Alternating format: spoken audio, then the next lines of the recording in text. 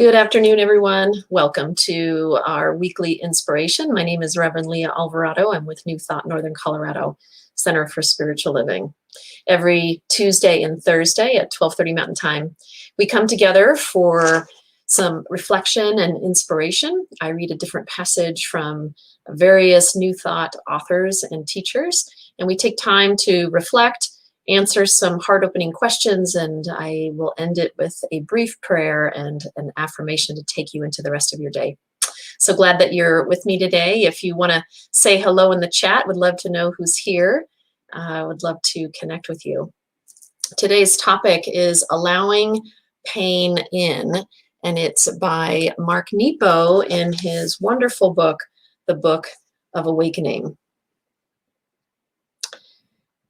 Another paradox I continually struggle with is how to let others in without becoming them. How to open the door of compassion without the things and people we feel for overpowering us. It goes as far back as Jesus and Buddha, and the miracle of such spirits is that they show us that there is some basic clear element in each of us, like water, which can glow without a name, which can allow the pain and grief of others in without turning us into just pain and grief. Many traditions speak to this. We call it love when we do this for another, and compassion when we hold this intention for all living things. The Tibetan Buddhist tradition has a meditation practice called Tonglen, which asks us to breathe in the suffering of the world, to hold it in that unbreakable place of compassion, and to then breathe back light. The beauty of such a practice is that it assumes and affirms that there is something timeless and indestructible within each of us that can heal us and the world if we just open ourselves to it. It's such a hard thing to, hi BJ, glad you're here today. It is such a hard thing when we witness the pain in somebody, especially someone that we care about, someone that we love dearly, and we want so much to take their pain away. We want to fix it, change it, do whatever we can. And yet in those moments, perhaps the greatest thing that we can do is to witness it with love and compassion, to send them light and love, and yet also trust that they are on a journey, a soul's journey, and that perhaps the pain is part of that journey. I think this is one of the things that I have definitely struggled with in my life as I've witnessed this pain in others. Parents in particular, both of mine have passed, but I wanted so much to take away their pain as they got to the end of their life and struggled with different things. And yet I had to remind myself that their pain is part of their journey. Their pain is part of their own spiritual journey that I don't fully understand, because we can only understand our own. We can't really understand someone else's. We can project, we can assume, we can come up with our own insights perhaps about why, or own assumptions about why someone is experiencing something, but truly it's their own individual journey. And I think the best thing that we can do is to honor that, is to love them through it, and to trust that they are being given all that they need to move through whatever it is that they need to move through. And sometimes pain is a big part of that. And we can't possibly know why that pain is there, but we have to trust it. We have to trust, just like we do for our own selves and for our own lives. In the chapter, Mark Nepo has a little meditative practice at the end, and I thought it was beautiful. So I'm going to walk us through this. So just taking a deep breath and closing your eyes, dropping into your heart, allowing yourself to feel centered. Breathe steadily and bring to mind and heart the pain of someone dear to you. And breathe deeply, inhaling their pain to that center of compassion that we all carry So just breathing that in.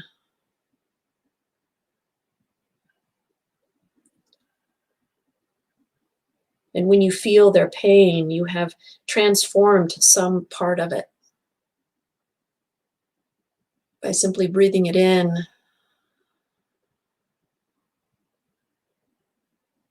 and bringing your attention to that pain. You are participating in their transformation. And now as you exhale, focus on breathing out light.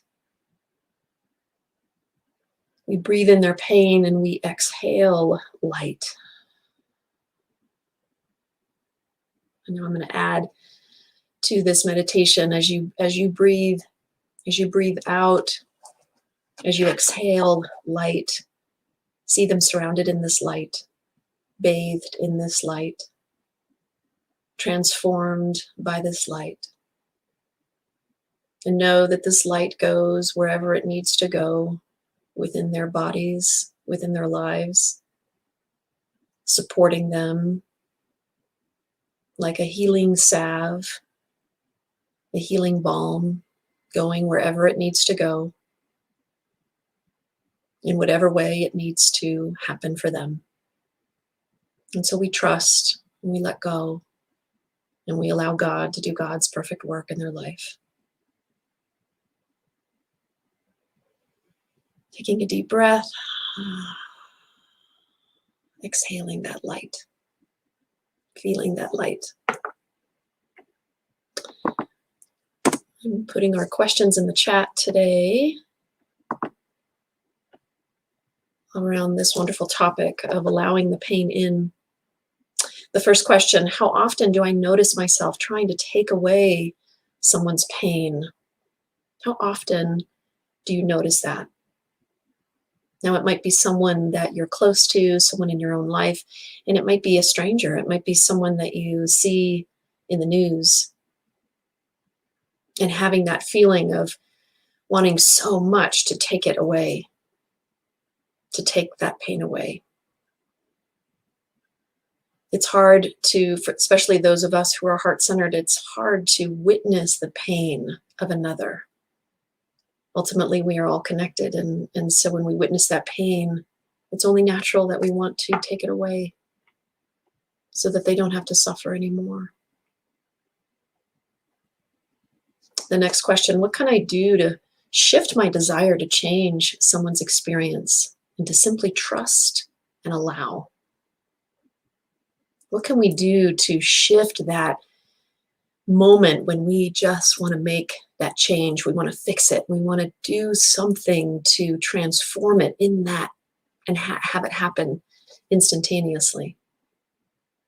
What can we do to move more fully into that place of allowing and trusting?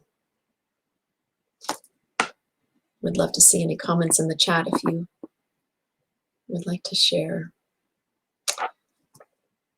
So thank you, BJ. Trust the pain is an experience that is part of the journey of life. Yeah. And there are times when we can fully trust that and other times when we just can't. Yeah. It often depends on the state we're in, how centered we feel in the moment.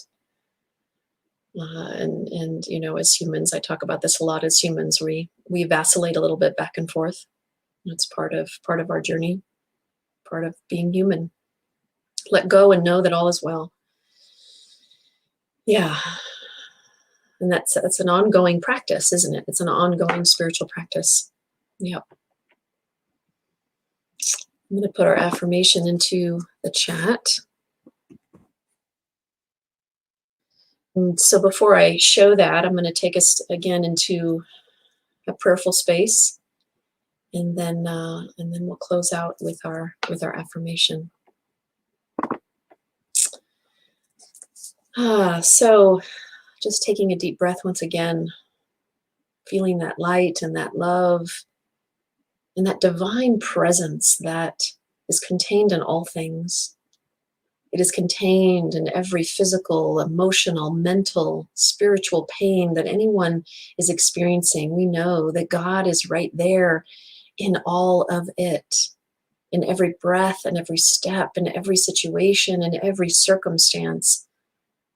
The divine essence of all that is right there. And although we may not be able to see what is happening in that person's life, we may not be able to tangibly touch it, we trust and know that something is unfolding. We trust and know that something is happening in their life. That there is a raising of that person's consciousness through this experience. Healing is indeed revealing, as Ernest Holmes says. And as we heal and as we move through our pain, something is revealed, something greater is revealed. And so we know right now that something greater is being revealed through these experiences, through this pain. So no matter how tragic it is, no matter how much pain someone is going through and experiencing, we know that there is something higher that is happening. There is something taking place within them in the invisible realm that is supporting their rising up, their consciousness and the healing of their consciousness and the rising up of their consciousness and the transformation of their soul, the evolution of their soul. And so right here, right now, we simply let go. We let God. We trust. We take that sacred breath. And as we do that, we connect into that presence, remembering that presence. And as we know this presence is right here within us, we know and recognize that it is right there within all beings, holding the hand of that individual, holding the paw of that beloved pet. We know that they are not alone, and that love is surrounding them, bathing them. We exhale that light and that love and that compassion and that grace. And so with that, we let this go. We trust the magnificent power that is God to do God's perfect and beautiful and amazing, miraculous work. And with that, we let this go. And we simply say, and so it is. Amen. So let's end with our affirmation. Putting that in the chat. And let's say that together. As I witness the pain of others, I recognize God's grace in it, knowing that their pain is part of their soul's journey. I trust that a transformation and healing is taking place within them, and that it is all unfolding in God's timing. I release the need to fix and align with the divine intelligence within them that knows exactly what is needed for their highest and greatest good. And so it is. Thank you all for being here. Thank you for joining me today. I wish you a beautiful and fun and heart-connected holiday weekend. I hope you have something fun planned. And I look forward to being with you again next week. Until then, have a blessed day. Namaste. Bye, everyone.